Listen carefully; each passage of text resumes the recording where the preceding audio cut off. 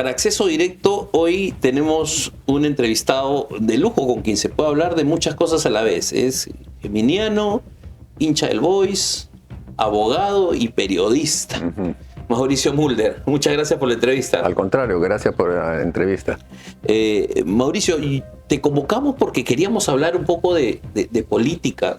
¿De qué otra cosa podríamos hablar? Pero contigo se puede hablar de todo, que también lo vamos a hacer más adelante. Mauricio, ¿cómo ves el escenario nacional ahorita con una presidenta que casi debe puntos de popularidad?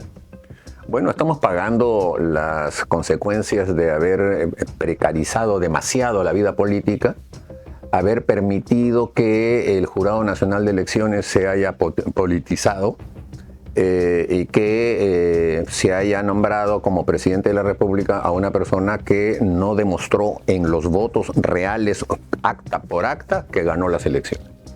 Y entonces a partir de eso estamos viviendo una especie de golpe permanente, constante, en donde una señora que lo único que pensaba en ese momento es cómo podía ser alcaldesa de Surquillo. Claro. Eso era lo único que está ella anhelando. Y de repente, de la noche a la mañana, ya le toca ser presidente de la República. En el Congreso están los políticos. Eso es natural que haya personas ahí buenas, malas, incapaces, capaces, etcétera, porque además es un grupo muy amplio, pero al mismo tiempo improvisado, ¿no? ¿Por qué? Porque siempre se ha hablado mal de los políticos que tienen 2 o 3 periodos y entonces llegan con su bandera de nuevos. Y como son nuevos, no saben cómo son las cosas y por eso es que las cosas se sacan mal. Entonces, todas esas circunstancias son las que estamos viviendo en este momento. Y cuando la vida política está tan débil, entonces son otros los que empiezan a tomar el punto de vista que corresponde al Estado. Y entonces entra el Poder Judicial y entra fundamentalmente como el gran poder que hay en este momento, que es el Poder Judicial, y el Ministerio Público, que es una especie de ariete, de arrinconamiento de la vida política en nuestro país. Entonces el Ministerio Público es el verdadero poder que hay en estos momentos en el Perú. Ellos son los que pueden, si quieren, sacar al presidente de la República, pueden sacar a los congresistas, o sea, pueden arrinconar a cualquier persona. Mi titular podría ser mañana: Mauricio Mulder, el Ministerio Público está politizado. Totalmente, totalmente. Y no solo eso, sino que se ha convertido en un punta de lanza de posiciones políticas que son distintas a las que la mayoría de los peruanos quieren. Es decir, son ya un partido político. Y el señor Pérez Gómez y el señor Vela Barba además son los arietes de ese punto de vista, ¿no? Ellos están por encima del bien y del mal. ¿El FICOP también? Por supuesto. ¿Dónde se ha visto eso? Mira, ni en la época de Benavides, ni en la época de Sánchez Cerro, habían esos grupos políticos que en realidad eran de policías que se dedicaban a perseguir a los opositores.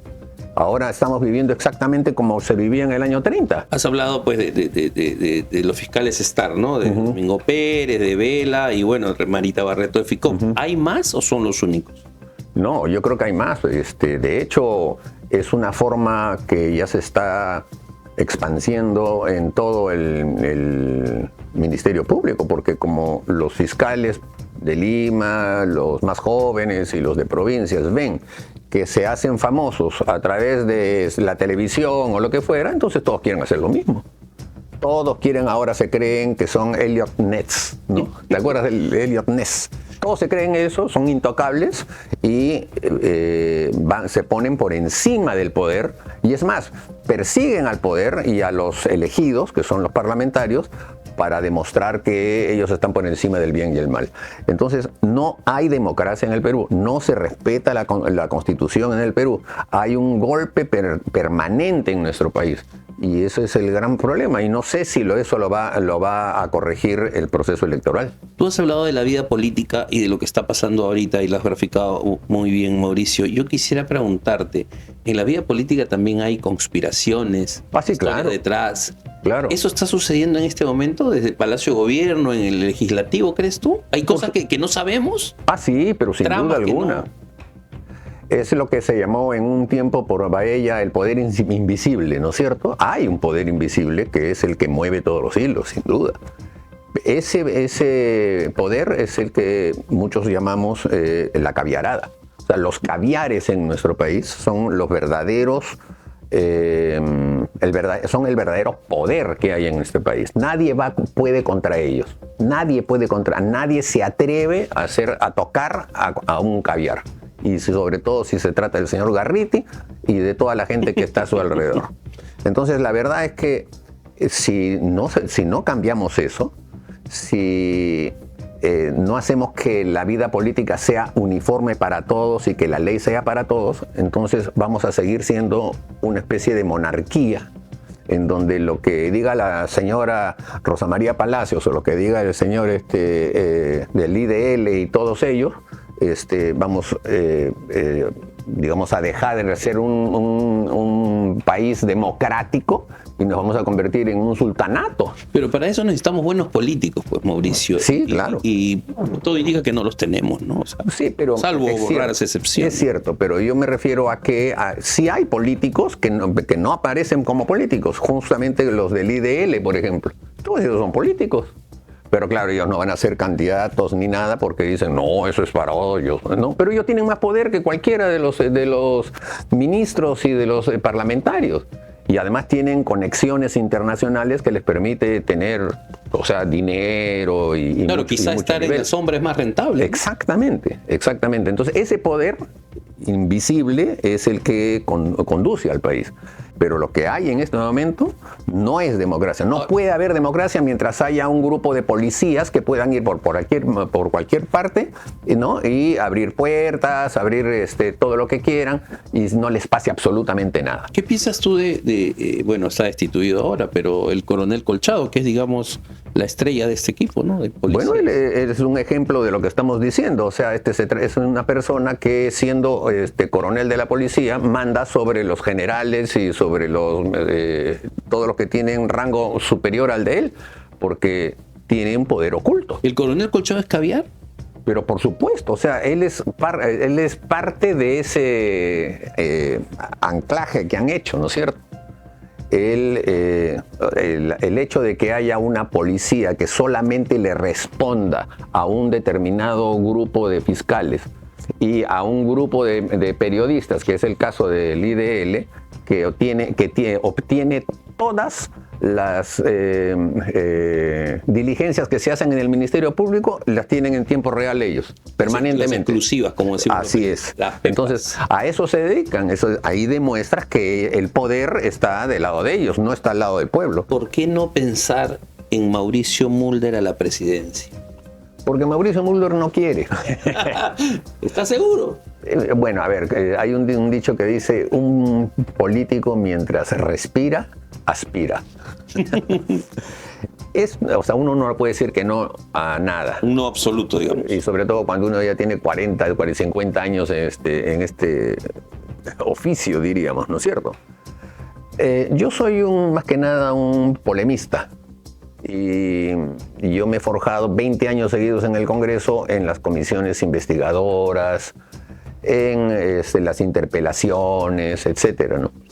En todos esos tiempos no me gustaba leer, por ejemplo, la ley de presupuesto. Era aburridísimo leer eso. Además que muy técnico, ¿no? Muy técnico, pero había otros que les encantaba, ¿no es cierto? Entonces cada uno en su punto. Entonces yo he sido siempre un hombre que he buscado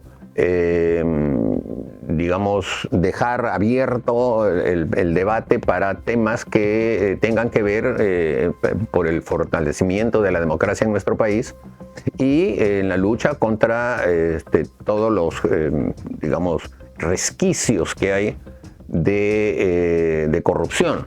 Entonces, he estado en eso. Entonces, un presidente de la República es distinto. Un presidente de la República debe no sé, inaugurar un puente, debe leer las cuentas del Estado, etcétera. Y bueno, muy bien, yo aplaudo a los que lo hacen. pero cuando yo me pongo a leer uno de esos informes del BCR... No te ves ahí, no te ves. No, en la tercera línea ya estoy pensando en otra cosa. Bueno, Mauricio, el papel del APRA, justamente, tú decías, no adelantemos, porque todavía es en el 2026. No estamos seguros que vaya a ser en el 2026. No sabemos nada. Eso justamente es lo que pasa. O sea, cuando tú no sabes realmente lo que va a pasar es porque no somos un país democrático, pues. O sea, aquí no mandan las leyes, aquí mandan el humor de las personas. ¿Va al Senado Mauricio Mulder? ¿Se anima? Es posible, no lo sé, eso como te digo, yo creo que es de mala suerte estar diciendo las cosas con mucha anticipación y además porque todos los que todavía están buscando un punto a ver dónde se quedan, ya empiezan a digamos, ¿no? Claro, o sea, y además empiezas a calentar el ambiente electoral y eso todavía no conviene porque uno debe ver las cosas de una manera más sosegada, ¿no? Eso, frente a lo que está sucediendo. Y entonces, mientras no haya una verdadera democracia en el país, ¿para qué seguimos discutiendo de si yo quiero este escaño, yo quiero este puesto? Porque ese no es el tema de fondo en estos momentos en el Perú. ¿Cómo llega el APRA al 2026 o cuando se den las elecciones? Porque en algún momento, y eso fue público, Mauricio, habían encontrones pues entre algunas facciones, ¿no? Por ejemplo, tú con Jorge del Castillo. Bueno, pero eso es natural. Los partidos políticos existen, entre otras cosas, para que las discusiones que se hacen al interior de ese partido no solamente permitan a las personas a entrenarse en lo que es el debate, sino también a que los puntos de vista que son, digamos, internos, pero al mismo tiempo llevan hacia la discusión interna, eso sirve para que, en primer lugar, las personas que están en ese partido estén suficientemente entrenados. ¿Y actualmente cuál es tu relación con Jorge del Castillo? Es de primera, yo hablo con él prácticamente todos los días. Yo pensé que estaban peleados. No. En la política uno debe ser bien claro en el sentido de que cuando hay discrepancias políticas o conceptuales, estas tienen que pasar, porque tú no te vas a quedar agarrado a un árbol diciendo, no, este es mi punto de vista hasta que yo me muera, ¿no? Y ahí quiero hablar de algo, porque yo me quedé con algo en la cabeza que no prosperó, que yo le llamaba la ley antimermelada. La prensa le llamaba la ley Mulder. Sí. Tú pediste en el Congreso que los recursos del Estado no sean usados para subvencionar medios, ¿no? Así es. A los medios de comunicación. Así es. ¿Te reafirmas en eso? Pero por supuesto, y además ahora es peor que antes. Esa prensa, sobre todo la del Diario de Comercio, pues que no es la que manejó todo ese tema, piensan que es un derecho de ellos recibir dinero del Estado. Por publicidad. Por publicidad. Es un derecho. Entonces, aquí quedaría una nueva regla. Yo tengo una bodega y entonces el Estado me tiene que comprar el 30% de todo lo que yo vendo.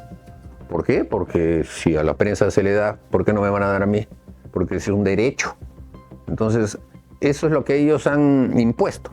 El hecho de que, además, cuando digo ellos, en el fondo lo que estoy diciendo es el Diario del Comercio, porque todo es el universo del Diario del Comercio, ese conglomerado, ¿no es cierto? Y eso, digamos, fue además uno de los puntos que utilizó el Tribunal Constitucional para decir que sí, que efectivamente había que darle a la prensa, porque es un derecho. Bueno, si es un derecho, el derecho tendrá que ser para todo el mundo. Pero con lo que estás diciendo te estás tirando todo el conglomerado encima. Pero ya lo he hecho. Ya lo he hecho antes. Y yo sigo creyendo mi punto de vista en el sentido de que, muy bien, o sea, el Estado sí tiene que decir sus cosas.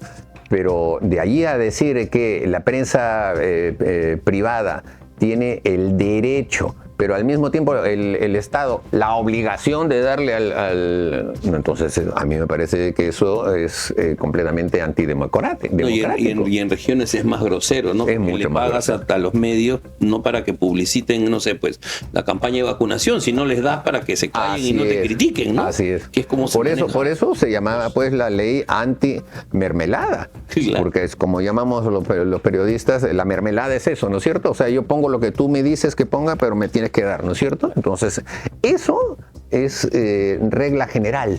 sobre todo en provincia, como tú has mencionado. Y hasta ahora sigue, y como claro, el Tribunal Constitucional, que había sido capturado por la señora Ledesma, el señor Eloy Saldaña, etcétera, que eran francamente personas de bajo nivel, hasta ahora eso se convierte en un derecho, entre comillas, que hace que lo que llaman el conglomerado de la prensa induzca al país hacia puntos de vista que son favorables para ellos, ¿no? O sea, para la gran prensa. Y entonces no es fácil en el Perú que haya un debate en la misma prensa, porque generalmente se van imponiendo los puntos de vista que el gran conglomerado, digamos el comercio, impone a través de todo. Pero ahora con las redes sociales, los medios que están apareciendo, ya pero eso era lo que yo decía. ¿No? Eso era lo que yo decía. Que ¿para qué vamos a comprar un periódico con papel si tenemos ahí las redes? Claro, y en la Salud, si quiere promocionar pues una campaña de vacunación, que use TikTok, Facebook, ¿no? Así es, y de hecho lo hacen. Pero además quieren poner avisos, ¿no es cierto? Claro. Y entonces cuando yo he trabajado en el diario La República 7 años, y cuando veía yo una página así entera de edictos, yo decía, ¿esto qué? ¿No es cierto? Platita, ¿no? Claro, pues. página entera, pues, o sea, olvídate. Mauricio, ya hablamos del Congreso, la Fiscalía, y ahora yo quiero ir por el Poder Judicial, porque tú estás siendo investigado por lavado de activos, bueno, tú y un grupo de apristas, ¿no? Y ahí aparece la figura, pues, del juez Canero, ¿no? Así le llaman, ¿no? ¿De qué? El juez Canero, ¿no? Así es. Al juez Concepción Carguancho. Así es. ¿Qué está pasando ahora que los jueces dicen, el Congreso ha dado una ley, pero yo no quiero interpretar, yo la interpreto de otra manera y simplemente no la ejecuto? Es un golpe de Estado. Está haciendo lo que le da la gana. Pero además es una persona deshonesta, porque en el mes de diciembre del año pasado, todos los apristas que estamos imputados, presentamos un pedido diciéndole, señor, nosotros hemos sido congresistas y estamos dentro del periodo de 5 años después de haber cesado en nuestras funciones, que dicho sea de paso, además ahora el Tribunal Constitucional ha dicho de que eso fue ilegal, ese golpe de Estado. Y entonces resulta que nosotros estamos pidiendo de que sea el Congreso el que nos habilite. Antejuicio político. El antejuicio político. Y eso fue diciembre del año pasado. Enero, febrero, marzo, abril, mayo, junio, julio, agosto, septiembre. O sea, aguantó el tema, lo metió por debajo para que se venciera el plazo. Y después sacó una resolución diciendo, no, esto ya se le pasó. Y el fiscal de la Nación lo primero que hace es decir, ya no, señor, ya se le acabó. ¿Eso es un juez? ¿Eso es un fiscal? O sea, jugando a la triquiñuela. Una leguleyada, o sea, ¿no? Una leguleyada. No, déjalo ahí nomás para que se les pase el plazo, ¿no? O sea, ellos son los que son el dueño del plazo, porque ellos lo pueden acelerar o lo pueden detener. Y entonces lo hacen en contra de los justiciables, que son las personas que común y corriente tenemos que esperar lo que ellos dicen las cosas. Entonces, han hecho eso, pues. Nos han arrinconado de esa manera y estamos presentando varios recursos para salir de eso y además para señalar justamente que ellos no son jueces, son operadores políticos. Y desafortunadamente eso es lo que tenemos en el Perú, pero no hay ninguna diferencia con lo que es una dictadura como la de Maduro, con lo que hace el Poder Judicial peruano. ¿Cuál hubiera sido la posición de Alan García si estuviera vivo en este momento, con una presidenta cuya aprobación es casi inexistente, con un Congreso vapuleado y como está, con un Poder Judicial como el que tú mencionas? ¿Qué posición crees que había tomado el presidente García? Bueno, mira, Alan era una persona, digamos, era muy democrático. O sea, si el resultado que se tuvo, por ejemplo, en las elecciones del año 2016, que fue mal para nosotros, lo primero que hizo Alan fue justamente saludar a quien había ganado las elecciones, ¿no?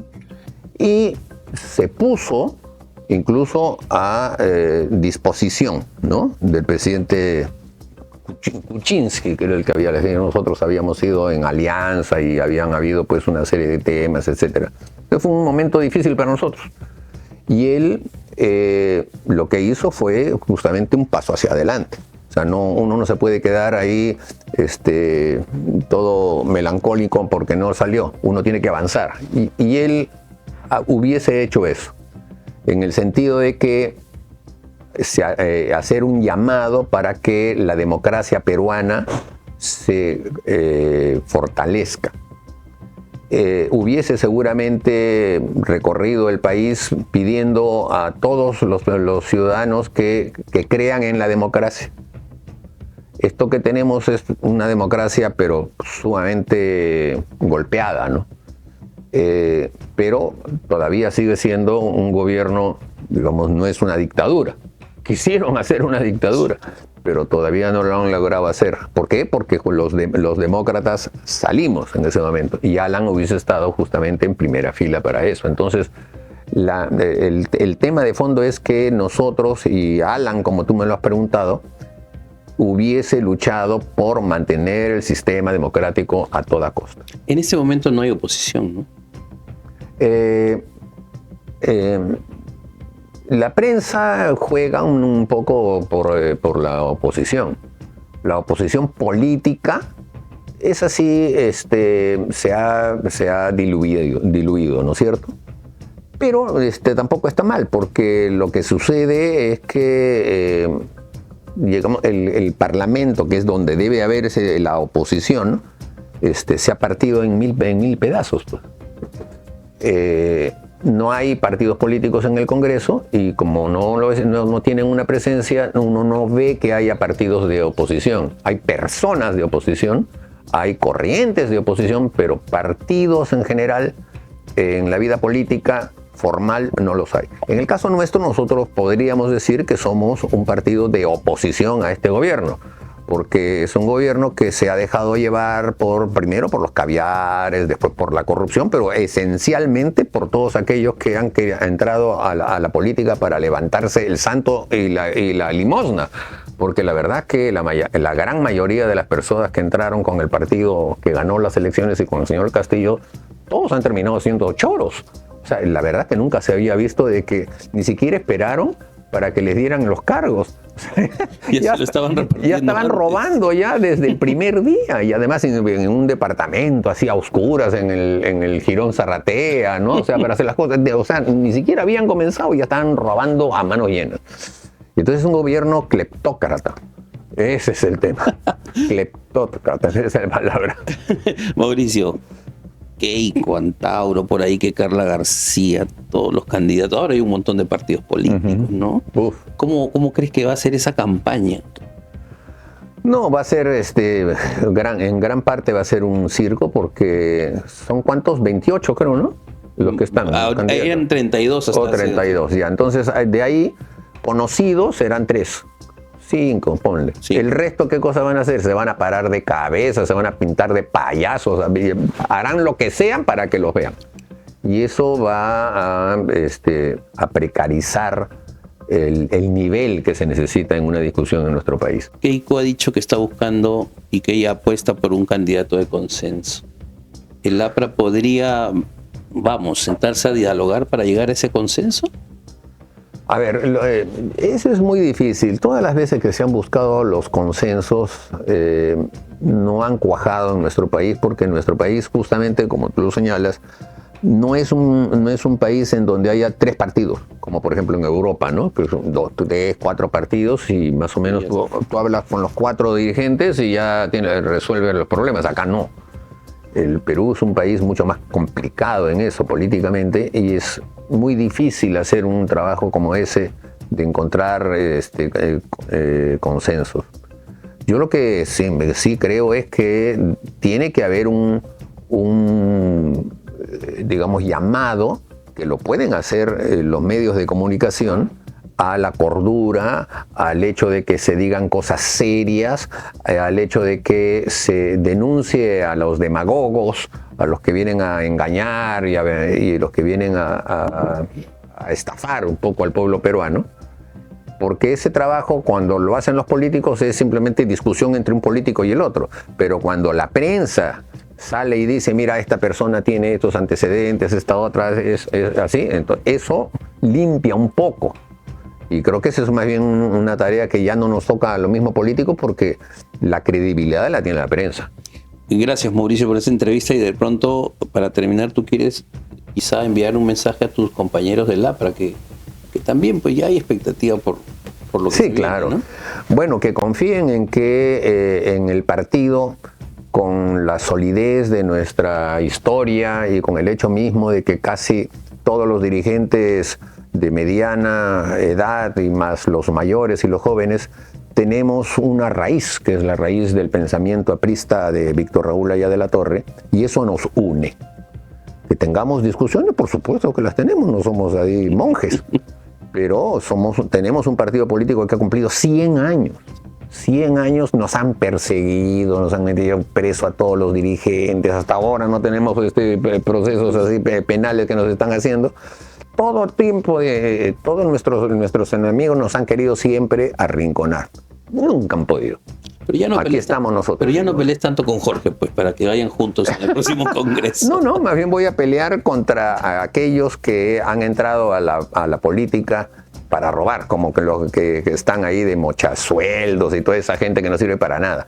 A eso tenemos que llevar, a llevar mucho más decencia y sobre todo conocimiento al Congreso de la República. Perfecto, gracias, Mauricio. Gracias a ti. Vamos, boys. Vamos, boys siempre, maestro. Muchas gracias.